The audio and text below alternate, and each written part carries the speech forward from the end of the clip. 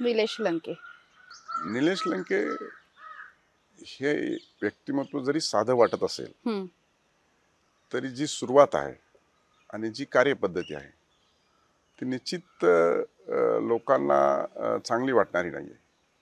त्याचं कारण असं आहे की फास्ट ग्रोथ झाले आणि तत्काळ कोसळलं. सगळ्या लोकांमध्ये एक सर्वसामान्य माणूस म्हणून समोर आले, परंतु ज्या वेळेस स्थानिक लोकांना त्यांना विधानसभेला मतं देण्याची वेळ आली त्यावेळेस मात्र मग त्यांना समजलं की आपली कार्यपद्धती लोकांना आवडलेली नाही. किंबहुना याची झलक त्यांनी लोकसभेलाच बघितली होती. विधानसभेला जेवढी मतं त्यांना त्यांच्या मतदारसंघात पडली होती ती पडली नाही. हम्म.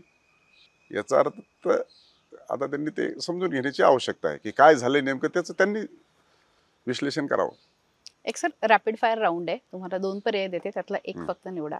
कुठला ओबीसी नेता अधिक मॅच्युअर्ड वाटतो, पडळकर की महादेव जानकर? दोघांची कार्यपद्धती एकच आहे. दोघं एकत्रितच कामाला लागले. जानकरांचे कार्यकर्ते पडळकर होते, नंतर पडळकरांनी जानकरांना सोडलं. त्याच्यामुळं दोघांची ग्रोथ चांगली आहे. हे विधान परिषदेवर जाऊन ह्यांना विधानसभेत जाता आलं नाही, परंतु गोपीचंद पडळकर हे विधान परिषदेत घेतले आणि 4 वर्षात परत ते विधानसभेमध्ये पोहोचले. हा फरक आहे दोघांचा. कोण अधिक आश्वासक तरुण नेता वाटतो, सत्यजित तांबे की सुजय विखे? मग आपण पक्ष म्हणून नाही बघत आहे, नेता कुठला चांगला वाटतो? दोघांची कार्यपद्धती वेगळी आहे. सुजय विखे डायरेक्ट बोलतात आणि सत्यजित तांबे विचार करून बोलतात. कुठलं सभागृह अधिक हवं असं वाटतं, विधान परिषद की विधानसभा? विधानसभा. आज सामान्य तरुण राजकारणामध्ये एस्टॅब्लिश होऊ शकतो का? आजची परिस्थिती बघून काय वाटतं, हो नाही? हो. नगरचा नेता कोण, शिंदे, विखे की लंके? ते आता जनता ठरवेल वेळेवेळेला.